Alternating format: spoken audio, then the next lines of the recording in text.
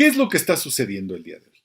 El SAT está persiguiendo fuertemente a todas las empresas que operaron a través de planeación agresiva o evasores.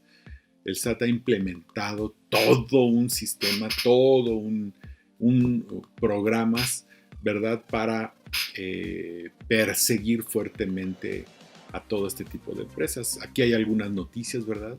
El SAT tiene en la mira 10,000 factureras, entonces ha sido noticia, ¿verdad? Carlos Romero, el procurador fiscal, ha salido muchas veces en los medios diciendo que cuál es la estrategia de la autoridad, ¿verdad?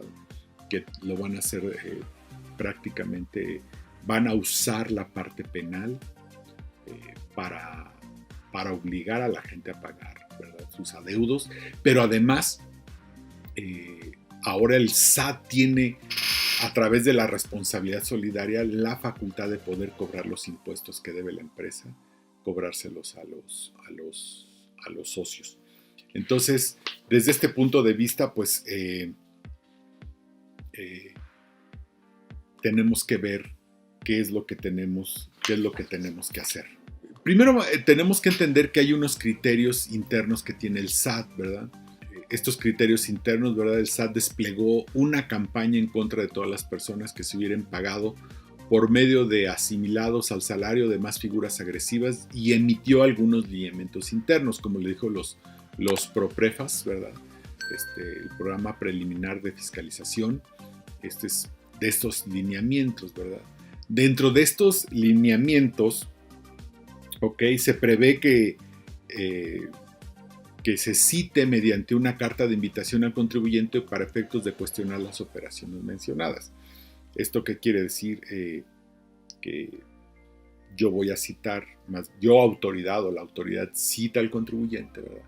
Y entonces allí le va a hacer un cuestionario y le va a mostrar, ¿verdad?, las diferencias que la autoridad encontró. Los lineamientos internos indican qué es lo que debe hacer el personal del SAT ante cada circunstancia posible. Estos lineamientos, que ya los conocemos, ¿verdad?, dicen exactamente cómo debe de actuar el personal del SAT. O sea, dice, si el contribuyente dice que se va a autocorregir, bueno, tú vas a hacer esto. Si dice que no se va a autocorregir, entonces tú tienes que hacer esto. Si dice que le robaron la identidad, pues tú tienes que hacer esto, ¿verdad? O sea, cada cuestión más o menos está contemplada. El SAT establece que el contribuyente puede reaccionar de una serie de maneras y entonces el SAT le dice a su personal qué es lo que tiene que hacer. Entonces, esta campaña de asimilado al salario, ¿sí?, es un programa de fiscalización de asimilados, ¿verdad? La Administración Central de Auditoría, de Planeación y Programación de Auditoría está identificando contribuyentes que se pagaron más de 500,000 pesos al año. Y es muy fácil, tienen los timbres, ¿verdad? Buscan asimilados al salario, buscan mayores de 500,000 pesos y ahí les sale un listado. Y empiezan a mandar invitaciones y de esta manera empieza el proceso de fiscalización a los asimilados. Debemos de entender, es muy importante entender esta parte. Mucha gente trató los asimilados así de manera general, ¿no? A mí me pagan por asimilados. Pero hay 5 actividades que pueden ser pagadas por asimilados a salario. 5 actividades que pueden ser, déjeme decirlo, que pueden asimilarse a un salario. Entonces, los anticipos de rendimientos de miembros de cooperativas, sociedades civiles o asociaciones civiles, ¿verdad?, se pueden asimilar a salarios. Los honorarios a miembros de consejos, administradores y comisarios pueden ser asimilados. Los honorarios a prestadores de servicios, prestación de personas físicas pueden ser asimilados. Los ingresos pagados por personas morales a personas físicas con actividad empresarial pueden ser asimilados a salarios. Los ingresos obtenidos por la adquisición de acciones del empleador pueden asimilarse a salarios. Es muy importante entender que nosotros nos podemos ubicar en cualquiera de estas conductas. ¿Okay? A mí me pagaron un asimilado, pero de estas 5 opciones, ¿por qué me pagaron por asimilados? Y depende de cómo establezcamos que nos pagaron por estas 5 opciones, es como nosotros vamos a poder establecer un mapa de defensa, ¿okay? En contra de los asimilados a salario. O sea, vamos a poder establecer cómo defendernos de esto. Y obviamente, ¿verdad? Conociendo el mapa de lo que la autoridad quiere hacer. Entonces, la etapa de este programa preliminar de fiscalización asimilados a salarios es el exhorto. Este no es propiamente un acto de fiscalización, es una invitación. Ven, ¿verdad? Te cuestiono y te pregunto. Yo te digo, yo te hago las preguntas, ¿verdad? Y si allí no nos arreglamos, si allí lo que quiere la autoridad es que te autocorrijas, si allí no te autocorriges, bueno, entonces te mando un requerimiento, y si ahí no te autocorriges, pues puedo llegar hasta un acto de fiscalización, como es una visita domiciliaria o una visita de gabinete, cualquiera de estas dos. Hay que tener al conocer bien este programa y todas las implicaciones y todas las vertientes que tiene, podemos establecer los escenarios derivados de cada una de estas etapas, de la notificación, del exhorto, del requerimiento o de las fiscalizaciones. Entonces, tenemos que estar conociendo. Todos estos escenarios están en este programa. ¿Okay? Todos estos escenarios los tiene el programa. Como les decía, debemos de conocer cada escenario. Obviamente hay que conocer este documento que nosotros conocemos, nos dice si primero, cómo encuadrar el ingreso. Segundo, qué dice el contribuyente, qué hace el contribuyente, qué dice que va a hacer. Y entonces, o qué es lo que hace el contribuyente después de esta invitación. Y entonces la autoridad ya sabe cómo va a actuar. ¿Ok? Una de las cosas es que, por ejemplo, en el exhorto no puede llevar a alguien que lo asesore, es lo que me están haciéndolo en este momento. Yo me citan, ¿verdad? Y tengo que ir solo. No puedo llevar ni a un abogado, ni a mi contador, ni a nadie. Tengo que ir yo solo. De hecho, no dejan entrar. Obviamente es ilegal, pero como es una invitación, ¿verdad? Pero pues, tienen el sartén por el mango. Si yo digo que no voy, si no va mi abogado, me dicen, no vengas, ¿verdad? Pero entonces te voy a requerir oficialmente. Y lo que nosotros recomendamos es que todo esto se arregle en el exhorto. O sea, estamos pensando que cuando sucede esto, ¿verdad? Y lo que estamos recomendando es que el contribuyente arregle este tema en el exhorto. Entonces no puede llevar a alguien que, aunque parece ilegal o es ilegal, ¿verdad? Probablemente hay que ir. ¿Por qué quieren que vaya solo el contribuyente? Porque le van a hacer un cuestionario, el cual también conocemos. Y este cuestionario son ciertas preguntas, ¿verdad? Que tiene que contestar. Obviamente el contribuyente pues tiene que saber, tenemos que saber qué preguntas le van a hacer. Allí, ¿verdad? Como les digo, les van a decir, le van a sacar un PowerPoint, le van a decir qué es lo que observaron, qué es lo que los ingresos, ¿ok? Y le van a hacer este cuestionario, donde están, ahí se muestran todos los escenarios, ¿verdad? Según lo que vaya a hacer el contribuyente es cómo va a actuar la autoridad. Y como lo dijimos anteriormente, los conceptos asimilados son varios, ¿okay? Y eso tiene una implicación a la hora de estar allí en esa invitación. Y lo más importante es que si conocemos este documento, tenemos un mapa de lo que va a pasar. ¿Okay? Tenemos un mapa. Y al conocer el mapa, conocemos el camino. Entonces, este es más o menos lo que tenemos que hacer en este tema de asimilados. ¿Ok? Entonces, la autoridad tiene un plan para cada acto y posible circunstancia antes, durante y después de cada evento o entrevista. Entonces, ella ya tiene un mapa, pero lo más interesante es que nosotros tenemos también ese mapa y podemos obviamente también trazar una ruta, dependiendo de cada caso.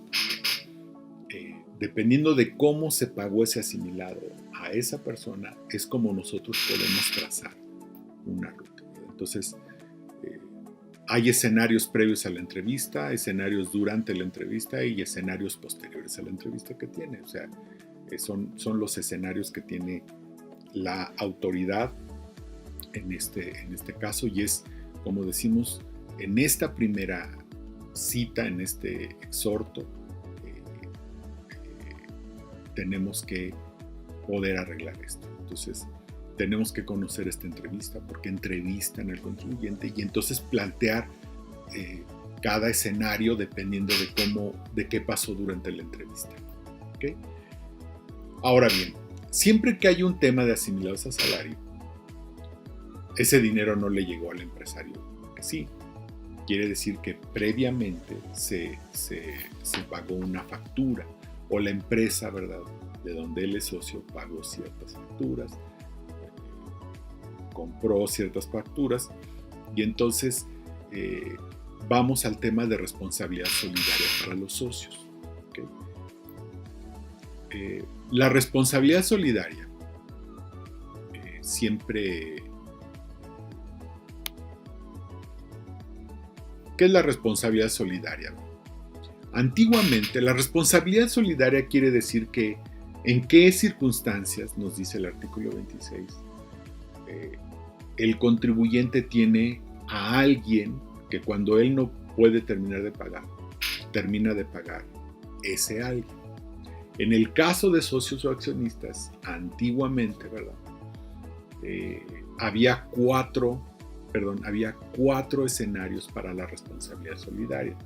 Entonces, en el artículo 26 del Código Fiscal de la Federación dice: son responsables solidarios con los contribuyentes, los socios y accionistas, respecto de las contribuciones, ¿verdad? Y en los siguientes supuestos, ¿verdad? No solicite su inscripción en el Registro Federal de Contribuyentes. Cambie su domicilio sin presentar el aviso correspondiente. No lleve contabilidad la oculte o la destruye. Desocupe el lugar donde tenga su domicilio fiscal sin presentar el aviso. No se localice en el domicilio fiscal registrado ante el Registro Federal de Contribuyentes. Entonces, había 4 supuestos, prácticamente, ¿verdad?, por los cuales el socio o accionista era responsable solidario con la empresa. Como dije, el responsable solidario es cuando el contribuyente o la empresa no puede terminar de pagar el impuesto. Entonces el responsable solidario paga lo que le faltó pagar a la empresa o al contribuyente. Estos supuestos eran no registrarse en el RFC, cambiar su domicilio sin presentar aviso, o no sea localizado, o no lleve contabilidad. 4 supuestos que prácticamente era imposible caer en ellos. Prácticamente no se podía caer en ellos. O sea, ¿qué quiere decir esto? Que nunca había un escenario en donde el socio tuviera que pagar los impuestos de la empresa, o el SAT pudiera cobrarle al socio los impuestos de la empresa. De hecho, puede embargar los bienes. ¿Ok? Entonces, en este año se añaden 4 fracciones más a la responsabilidad solidaria, ¿verdad? La fracción F, G, H, E, y la fracción F es: omite enterar a las autoridades fiscales dentro del plazo que les establezcan las cantidades que por concepto de contribuciones hubiera retenido o recaudado.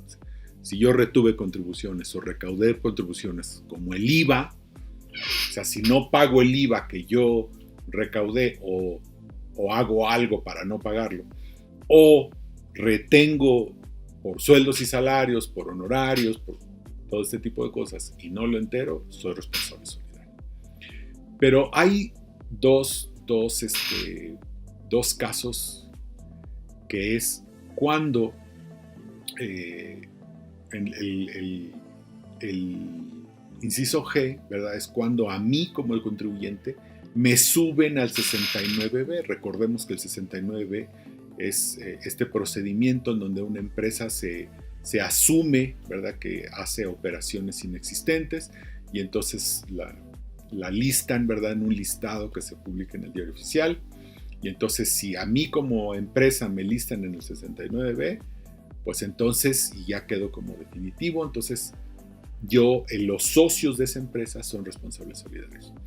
El segundo caso, ¿verdad?, es cuando yo compré a una empresa, ¿verdad?, o hice operaciones con una empresa que está en el 69B, ¿okay?, y rebasa de 7.804.000.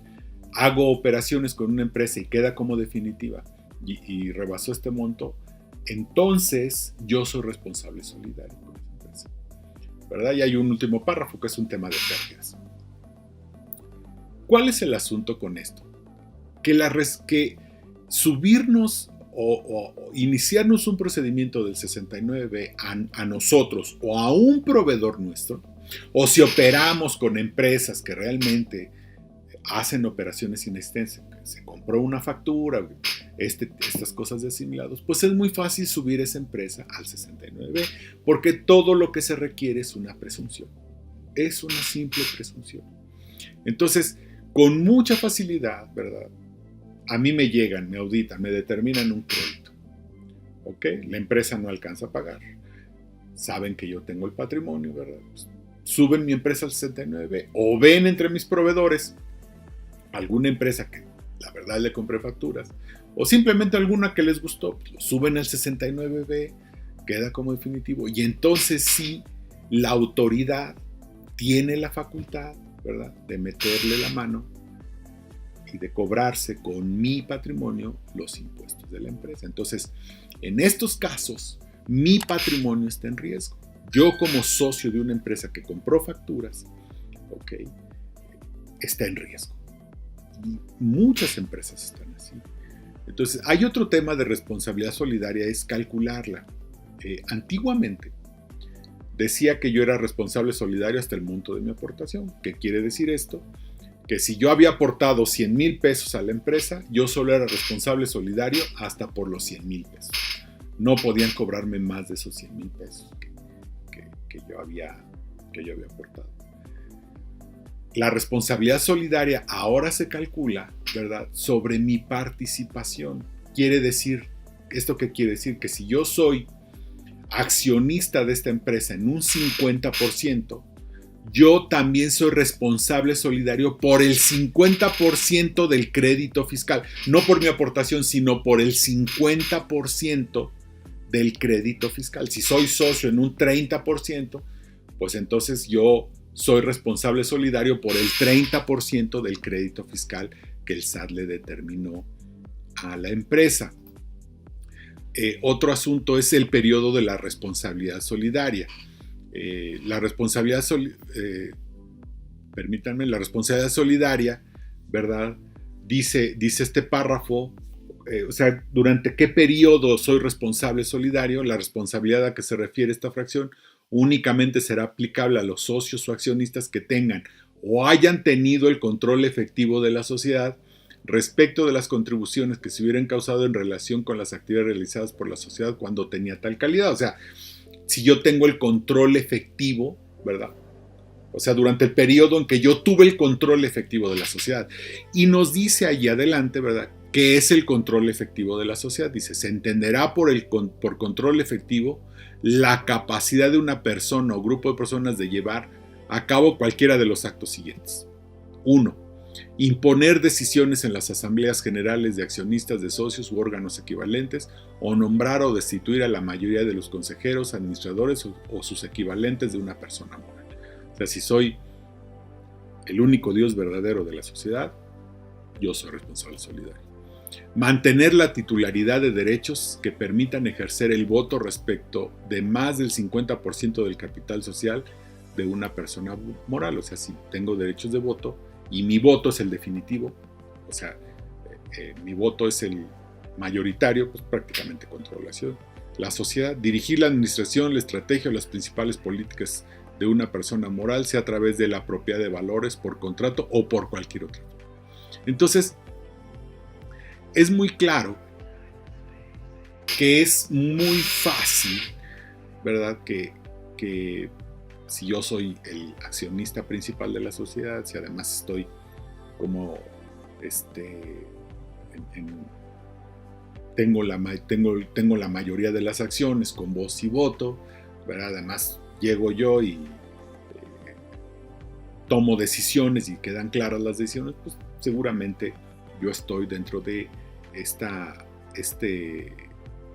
supuesto de que tengo el control efectivo de la sociedad. Entonces yo caigo en un tema de responsabilidad solidaria si es que la empresa compró facturas o algún tema de estos. Ok, muy bien. Entonces, ¿de qué se trata el blindaje corporativo? ¿Okay? Y vamos a ver qué es. El blindaje corporativo es toda una reestructura corporativa, ¿verdad? Y legal de la empresa. Es hacer toda una reestructura de tal manera que la responsabilidad solidaria la desviemos. ¿Ok? Implica, ¿verdad? Yo lo que hablo con algunos clientes implica incluso implementar un sistema de gobierno corporativo. Implica tomar la responsabilidad, ¿cómo se llama? A través de la institucionalización de la empresa, es la división entre accionistas y el consejo de administración. La estrategia es reorganizar la empresa y llevar el control efectivo a otro lado. O sea, sus supuestos de control efectivo, quitarlos de los accionistas y llevárnoslos a otro lado para que la autoridad ya no pueda tocar al accionista.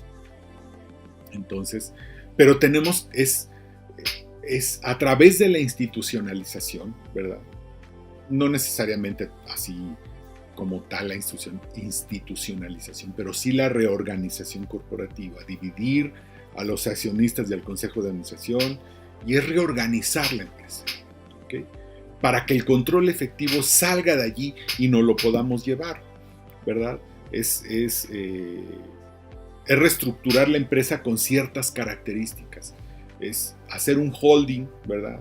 Es una reestructura completa, pero con ciertas características. Generar unos usufructos mediante contratos, dividir las obligaciones y derechos del usufructuario, del propietario, o sea, dividir los derechos del propietario, del usufructuario de la acción, para efectos de la responsabilidad solidaria. Entonces, de esta manera nos llevamos el control efectivo a otro lado a través de estas figuras. Y con esto blindamos el patrimonio del socio y obviamente vamos un paso adelante de la autoridad. Tiene además como beneficio adicional que reorganizamos la empresa. ¿Okay? Hay una reorganización. Se puede empezar a caminar hacia la institucionalización, si no es que ya caminar, estar ya prácticamente en el proceso de institucionalización. Y obviamente el beneficio adicional es que la responsabilidad solidaria, el control efectivo, no lo podemos llevar a otro lugar, ¿verdad? No podemos explicar todo en detalle porque cada empresa es diferente. De hecho, para el blindaje patrimonial tendríamos que hacer un análisis de cada empresa, porque cada empresa es diferente y a cada empresa tendríamos que checar su parte legal, toda su parte legal, para ver cuál sería la reorganización más adecuada para llevarnos el control efectivo a otro lado, ¿verdad? Todo esto se puede resolver con una estrategia totalmente legal y prácticamente con cero riesgo. ¿Okay? Obviamente es una corrección de las actas, de los libros, hacer contratos para efectos de proteger ampliamente el patrimonio de los accionistas. Y otra cosa es que es muy rápido. Esta operación se puede llevar a cabo casi instantáneamente y el patrimonio del socio queda. Les recuerdo para quién es esto, ¿verdad? Para empresarios, como lo dijimos al principio. Esto es para empresarios que buscan contar con una mayor protección y fortaleza de su estructura corporativa. Personas físicas y morales que usaron estrategias agresivas, ¿verdad? Y que están buscando mejores prácticas. Y empresas que en general buscan una mejor forma de hacer las cosas desde un punto de vista legal. Entonces, Eh, todo es cuestión de que se hagan los análisis pertinentes y aplicarlo de manera casi inmediata. Lo que de manera natural, y supongo que estás pensando es, oye, pues si ya no se pueden comprar facturas, asimilados o todo esto, pues ¿qué opciones tenemos el día de hoy? Como te dije, el gran problema es que los asesores, ¿verdad? O los que se decían asesores, generalmente recomendaban este tipo de cosas. O no había una buena asesoría que tuviera la empresa. A veces le consultaba ahí al que llevaba la contabilidad, al que llevaba la contabilidad. Pues, yo vengo de una empresa donde compraban facturas, hasta traían al mismo facturador, ¿no? Y esta era la asesoría. Pero la verdad es que hay estrategias muy innovadoras y muy legales que nos permiten mantener esta liquidez fiscal o tener esta liquidez, aumentar nuestra liquidez con estrategias que nos ayuden a pagar menos impuestos. Cuando hablamos de liquidez fiscal, ¿de qué estamos hablando? De reducir el pago de impuestos con alternativas legales e innovadoras. Eso, obviamente con seguridad, ¿okay? Con riesgo prácticamente cero y controlado. Entonces, es reducir nuestro pago con alternativas legales. No se trata de hacer cosas ilegales, sino cosas legales que estén dentro de la legalidad y que se puedan defender. ¿Y para quién es esto? Para empresarios que busquen una mayor liquidez en sus negocios. Quiero tener más dinero, quiero que el flujo del dinero sea mayor, puedo aplicar estas estrategias. Personas físicas y morales cuyo objetivo es generar riqueza real en sus empresas con seguridad. Entonces, es para este tipo de personas que quieren generar riqueza, incrementar el patrimonio de los empresarios de manera legal. Recordemos que las empresas están para dar utilidades, para generar riqueza, y esa riqueza debe determinar en el patrimonio del empresario tarde o temprano. Entonces, el patrimonio del empresario tiene que crecer, porque esa es la razón de ser de una empresa. Y para empresas que en general busquen una mejor forma de hacer las cosas desde un punto de vista legal. O sea, empresas que digan, ya voy a pararle a esto de las facturas y quiero hacer una estrategia legal.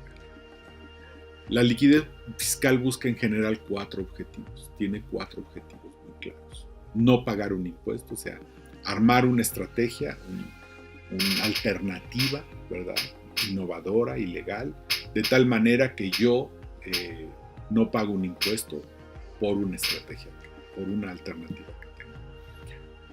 Otro objetivo es pagarlo después.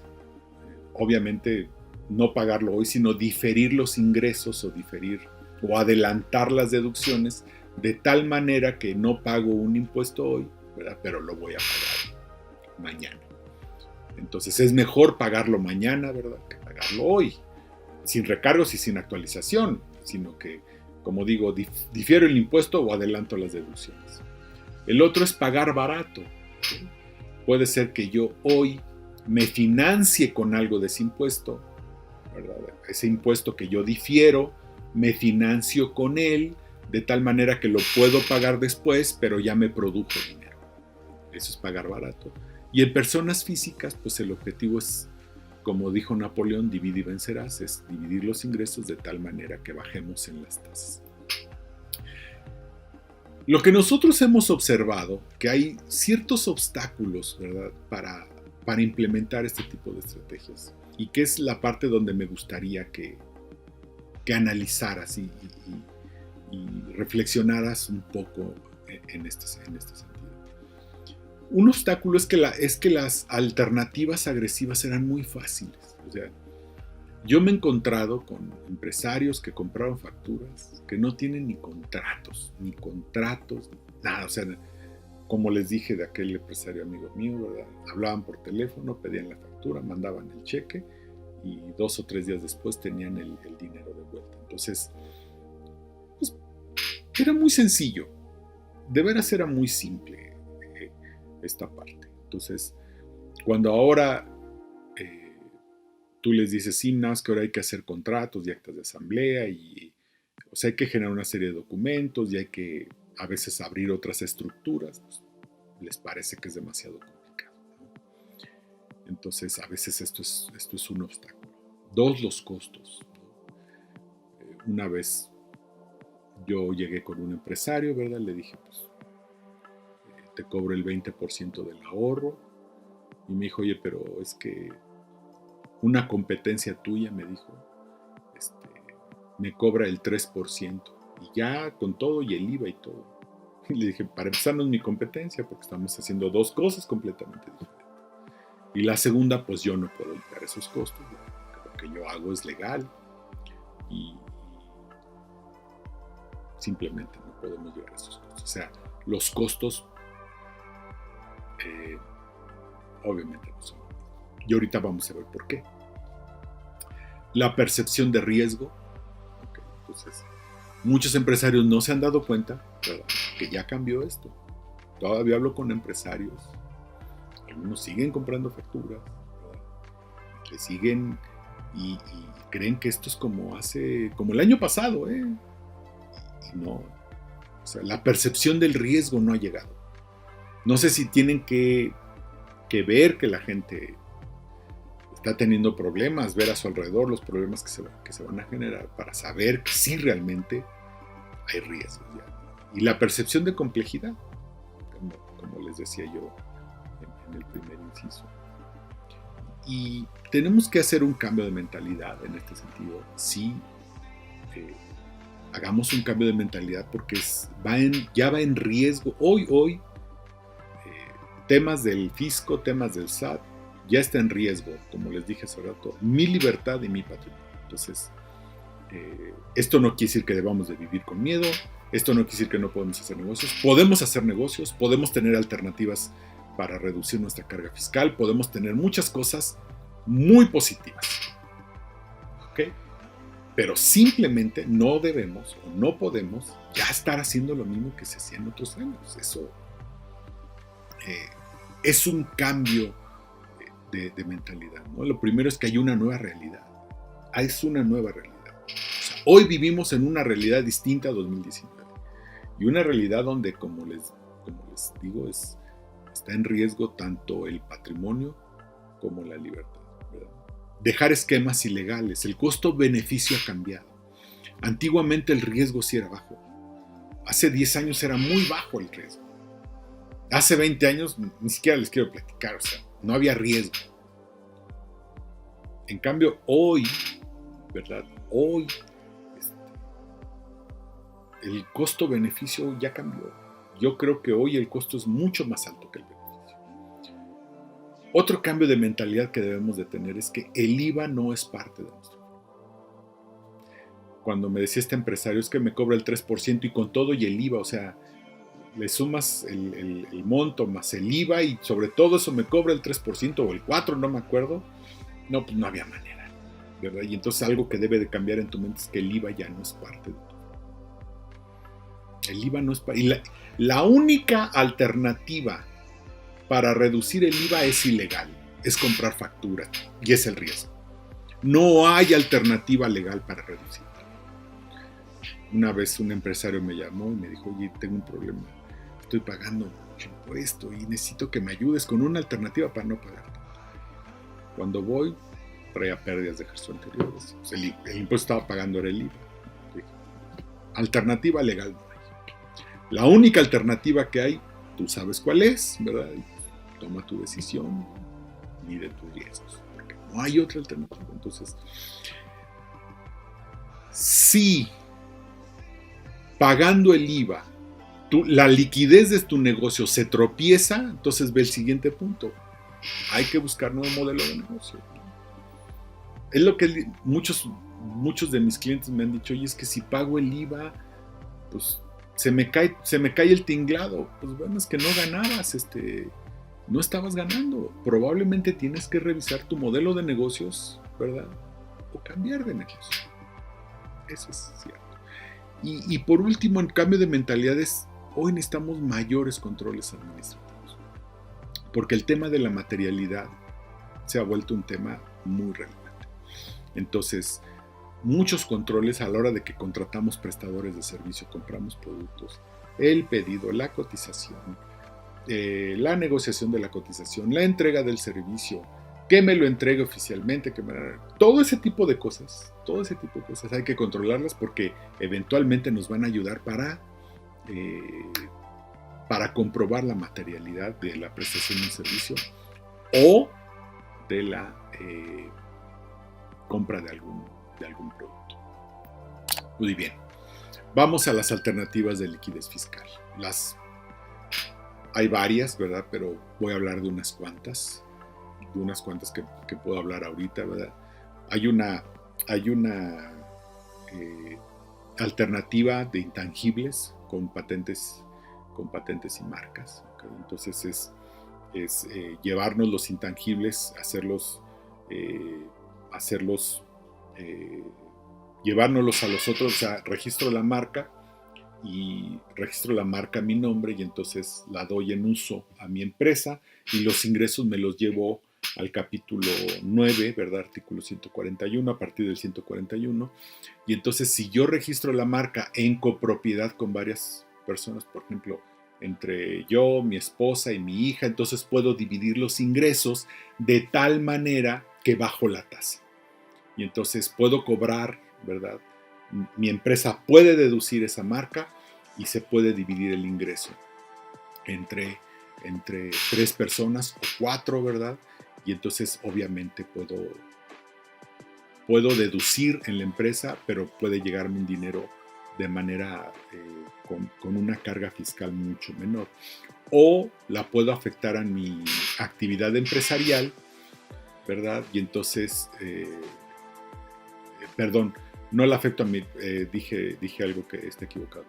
Puedo venderla como un bien y entonces el costo lo divido entre los años que la tuve y entonces bajo también mi tasa, ¿verdad? Es cobrar regalías de otra manera, obviamente bajando, como la vendo como un bien, como si fuera una casa, un bien raíz, entonces divido el costo entre los años que la tuve y puedo tener tasas más bajas. Obviamente hay que hacer un avalúo, ¿verdad? Hay que hacer un avalúo y tener ¿cómo se llama? Que ese avalúo me dé el valor de la marca. O puedo vender la marca en copropiedad. Está mi nombre, a nombre de mi hija, a nombre de mi esposa, a nombre de mi otro hijo, ¿verdad? Entre los 4, la vendemos en copropiedad, pero además hacemos el pago a plazo y entonces vamos acumulando según lo que vayamos cobrando y la marca se va deduciendo y bajamos la tasa. El fideicomiso educativo es muy sencillo. Todos los bienes que yo ponga en fideicomiso, ¿verdad? Y que los rendimientos se destinen a la educación, entonces es un ingreso exento para mí. Por ejemplo, yo soy dueño de la oficina, ¿verdad? Se la rento, la pongo en un fideicomiso, que es lo que he hecho con algunos clientes. Agarro mi oficina, la pongo en fideicomiso y ese fideicomiso, ¿verdad?, le cobra rentas a mi negocio. Y luego la renta la destina, ¿verdad?, directamente a las colegiaturas. Entonces, indirectamente estoy haciendo deducibles las colegiaturas al 100% en mi empresa. ¿Por qué? Porque yo le cobro una renta que deduce mi empresa, ¿verdad?, pero además a mí es un ingreso exento y está pagando las colegiaturas de mis hijos. Entonces, prácticamente literalmente estoy deduciendo las colegiaturas de mis hijos en la empresa al 100%. ¿Okay? Entonces, eso es la deducción de colegiaturas en fideicomiso educativo. Ahora, ustedes me van a decir, oye, pero no tengo ningún bien raíz. Bueno, aquí habla de bienes, ¿eh?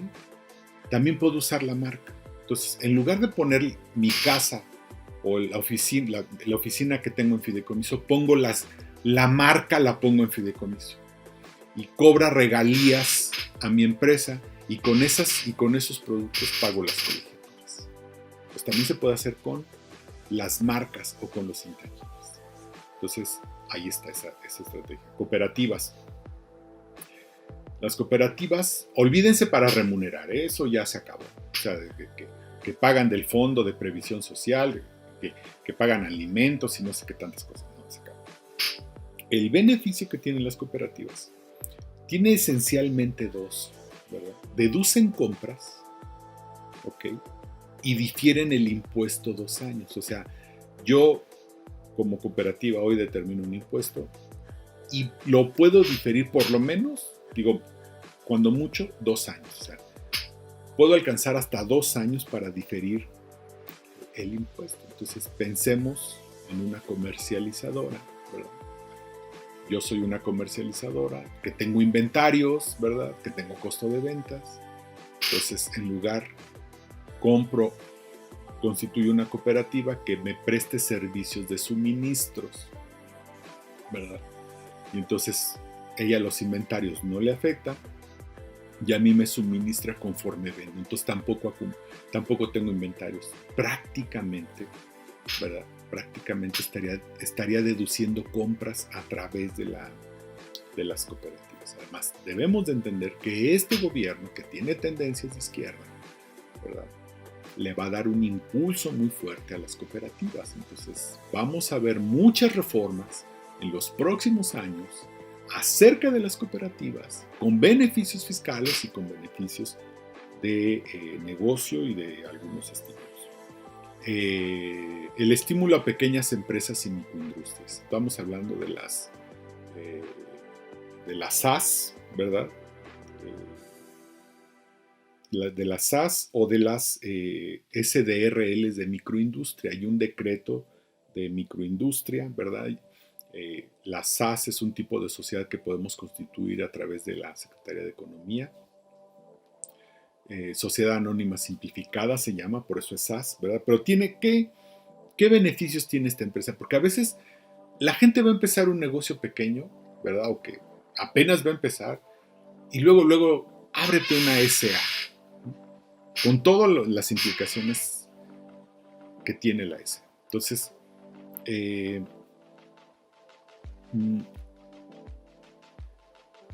¿qué le recomendaría yo? Ábrete una SAS, ¿verdad? O ábrete una empresa de microindustria, sobre todo si vas a fabricar cosas. Hay cosas que las microindustrias tienen artesanías, pero el concepto de artesanías es muy amplio, ¿verdad? Coser ropa puede quedar como artesanía, pero bueno. ¿Qué ventajas tiene? Que acumulan al cobro, o sea, no acumulan cuando facturan, sino acumulan al cobro. No hacen ajuste anual por inflación, o sea, no reconocen la inflación en sus estados financieros. No tienen coeficiente para pagos provisionales, ¿verdad? Y deduce compras. Pero lo más ¿cómo se llama?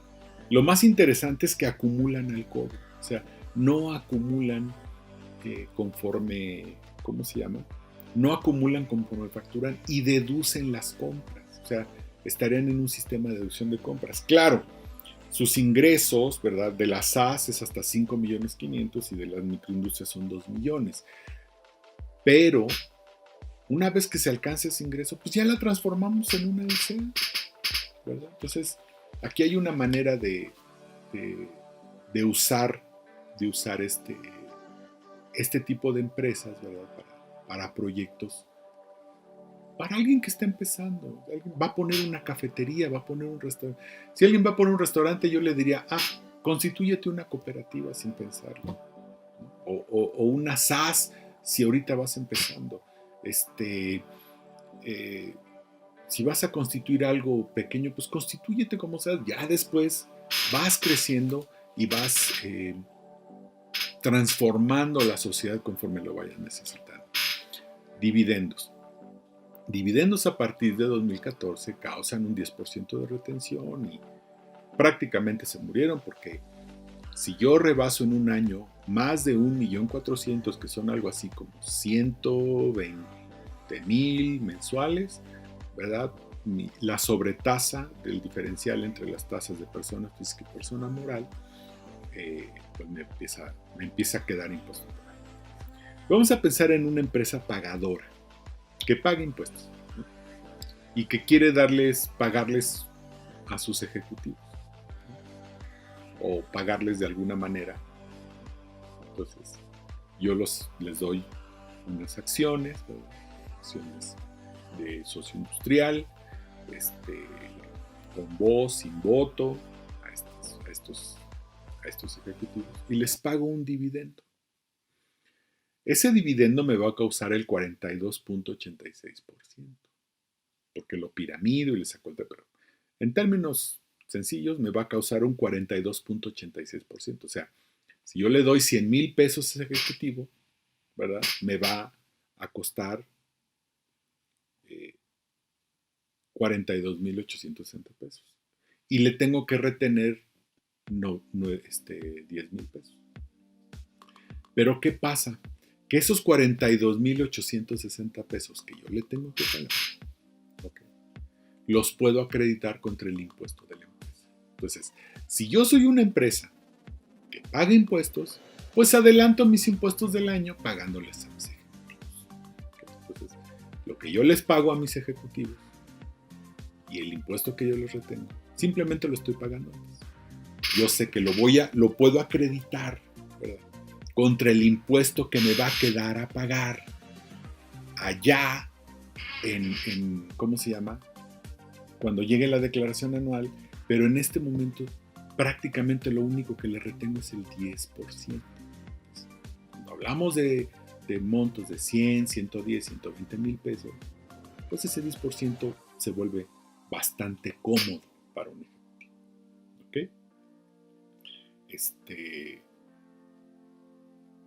Prácticamente ese impuesto cedular sería de un 10%.